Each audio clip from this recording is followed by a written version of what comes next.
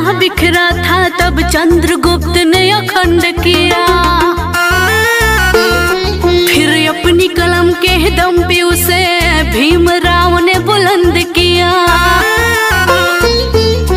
जब भारत अपना बिखरा था तब चंद्रगुप्त ने अखंड किया। फिर अपनी कलम के दम पे उसे भीमराव ने बुलंद किया। उस देश के कुर्सी पे अब तो ऐसा ठग है बैठा। उस देश के कुर्सी पे अब तो ऐसा ठग है बैठा। जो देश को ऐसे बेच रहा कि नाम पड़ा विक्रेता, वो चाय बेचते बेचते अब बन गया देश विक्रेता। आया देश विक्रेता, देखो आया देश विक्रेता। आया देश विक्रेता, देखो आया देश विक्रेता।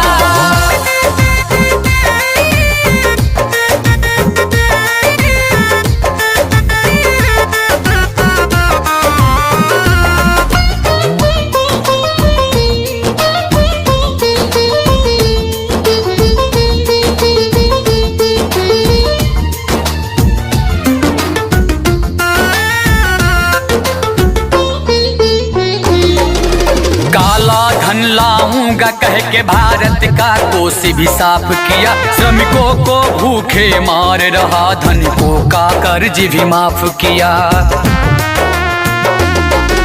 काला धन लाऊंगा कह के भारत का कोष भी साफ किया। श्रमिकों को भूखे मार रहा, धनिकों का कर्ज भी माफ किया। धनिकों का कर्ज भी माफ किया। धनिकों का कर्ज भी माफ किया।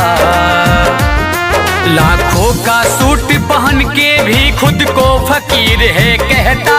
जो देश को ऐसे बेच रहा कि नाम पड़ा विक्रेता, वो चाय बेचते बेचते अब बन गया देश विक्रेता। आया देश विक्रेता, देखो आया देश विक्रेता। आया देश विक्रेता, देखो आया देश विक्रेता।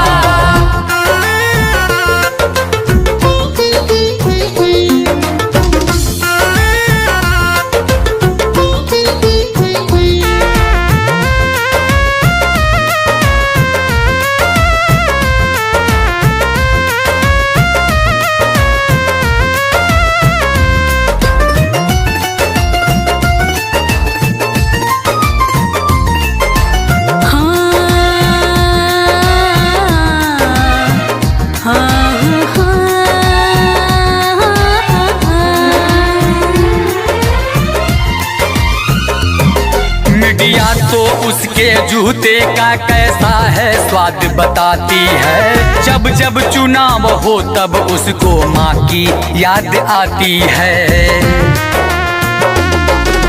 मीडिया तो उसके जूते का कैसा है स्वाद बताती है। जब जब चुनाव हो तब उसको माँ की याद आती है। माँ की याद आती है। माँ की याद आती है। किसी का संग दिल पति है तो वो किसी का मतलबी बेटा। जो देश को ऐसे बेच रहा कि नाम पड़ा विक्रेता, वो चाय बेचते बेचते अब बन गया देश विक्रेता।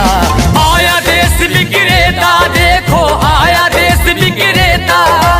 आया देश विक्रेता, देखो आया देश विक्रेता। जब भारत अपना बिखरा था तब चंद्रगुप्त ने अखंड किया। फिर अपनी कलम के दम पे उसे भीमराव ने बुलंद किया। उस देश के कुर्सी पे अब तो ऐसा ठग है बैठा। उस देश के कुर्सी पे अब तो ऐसा ठग है बैठा। जो देश को ऐसे बेच रहा कि नाम पड़ा विक्रेता, वो चाय बेचते बेचते अब बन गया देश विक्रेता। आया देश विक्रेता, देखो आया देश विक्रेता। आया देश विक्रेता, देखो आया देश विक्रेता। हमारे इस चैनल को लाइक, सब्सक्राइब, कमेंट जरूर करें।